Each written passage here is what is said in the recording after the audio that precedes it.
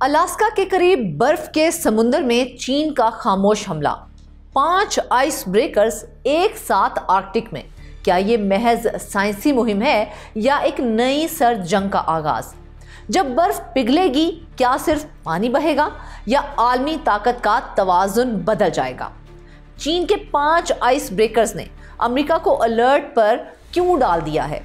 कुतुब शुमाली की बर्फ में एक नया खेल शुरू हो चुका है, मगर ये खेल हॉकी या स्केटिंग का नहीं है, ताकत और असरो रसूख का है। अलास्का के करीब चीन का बड़ा कदम, दुनिया के लिए नया चैलेंज। चीन का बर्फानी खेल, अलास्का के करीब 5 आइस ब्रेकर्स की तैनाती, अमेरिका के लिए नया चैलेंज।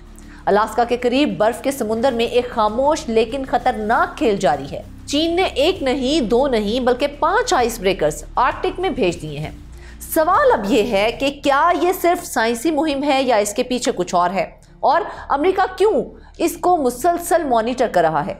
दुनिया के सबसे ठंडे खित्ते आर्कटिक में एक गर्मजोश मुकाबला शुरू हो चुका है। क्या चीन अपनी धाक बिठाकर सब कुछ मुमकिन बना पाएगा? इस व्लॉग में तमाम अपडेट्स आपके साथ शेयर करेंगे। आप देख रहे हैं 92 न्यूज़ डिजिटल और मैं हूं फरजाना सिद्दीक। नाज़रीन, चीन ने अपनी तारीख में पहली बार 5 आइस ब्रेकर्स एक साथ आर्कटिक भेजकर दुनिया को चौंका दिया है। ये सिर्फ समुद्री तहकीक नहीं बल्कि एक जियोपॉलिटिकल पावर शो है।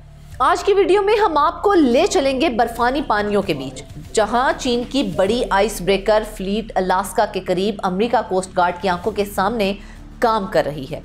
अब सवाल ये पैदा होता है कि ये मिशन किस मकसद के लिए है? अमेरिका और कनाडा इस पर किस तरह रद्द-ए-अमल दे रहे हैं, और क्या ये आर्कटिक में एक नई सर्द जंग का आगाज हो सकता है? क्या ये चीन का बड़ा कदम है?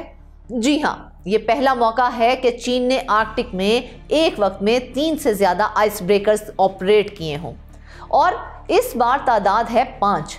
इस फ्लीट की क़यादत कर रहा है चीन का सबसे बड़ा घरेलू साख्ता ice breaker Xuelong 2 polar class 3 vessel, जो 5 जुलाई को शंघाई से रवाना हुआ। इस वक्त अलास्का और रूस के करीब चुकची और ब्यूफोर्ट सी में सरगर्म है। इसकी असल मंजिल अब तक एक राज है। पिछले साल ये अपनी मुहिम मुकम्मल करके रूस के शहर मुर्मांस्क पहुंचा था। अमेरिकी कोस्ट गार्ड और कैनेडियन मिलिट्री पिछले कई हफ्तों से इसके करीब करीब गश्त कर रहे हैं।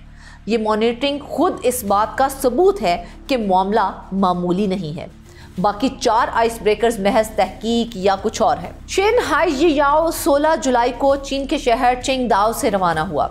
ROV और AUV मिशंस में स्पेशलिस्ट इसके साथ जाओलोंग सबमर्सिबल, जो 7000 मीटर तक गोता लगा सकते हैं, इस वक्त शुएलोंग 2 अलास्का के शुमाल मगरिब के करीब में ऑपरेशन कर रहा है। GD 21 जुलाई को चिंगदाओ से रवाना हुआ। पिछले साल सर्विस में आया।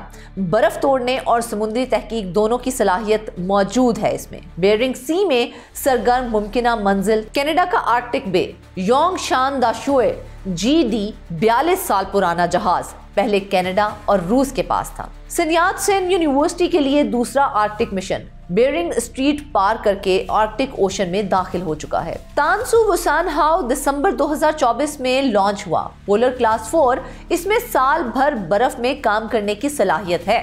दुनिया भर में गहरे समुद्री तहकीक के लिए डिजाइन किया गया था ये, लेकिन मई में फिलिपाइन के एक्सक्लूसिव जोन में दाखिल होने पर तनाज़े का शिकार रहा है। अमेरिका की तशवीश की बात की जाए तो इस वक्त अमेरिका के पास आर्कटिक में सिर्फ एक आइस ब्रेकर मौजूद है। USCGC हेले एक नया आइस ब्रेकर स्टोरेज भी है। मुमकिन है इसी माह आर्कटिक का रुख करे।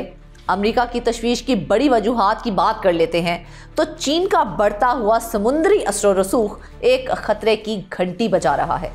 आर्कटिक की स्ट्रेटेजिक पोजीशन, जहां से रूस, अमेरिका और कनाडा करीब हैं। कुदरती वसाइल की बात की जाए तो आर्कटिक में तेल, गैस और मादनियात के वसी ज़खायर मौजूद हैं।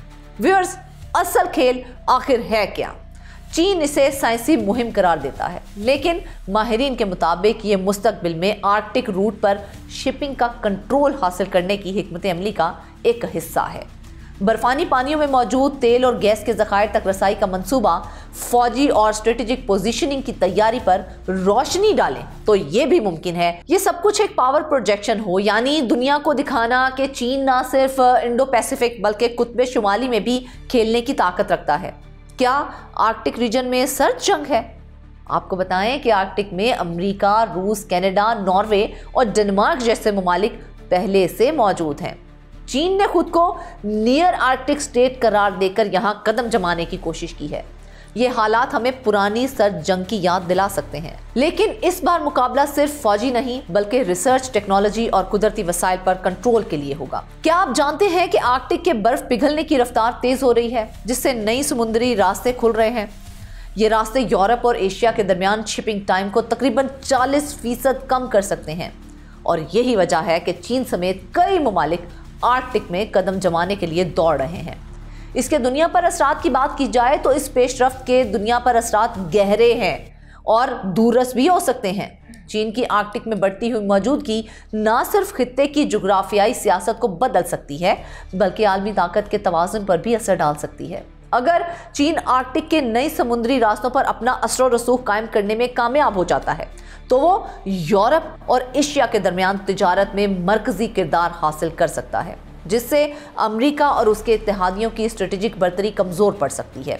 मजीद ये कि आर्कटिक में मौजूद तेल, गैस और नायाब मादनियात के वसाइल पर कंट्रोल आलमी मईशत में चीन की पोजीशन को मजीद मजबूत बना सकता है और ये सब कुछ आलमी मुकाबले को तेज करके सर्द जंग जैसे हालात को जन्म भी दे सकता है, जहां फौजी, मौशी और साइंसी मैदानों में बड़ी ताकतें एक दूसरे पर सबकत लेने के लिए हर हद तक जा सकती हैं।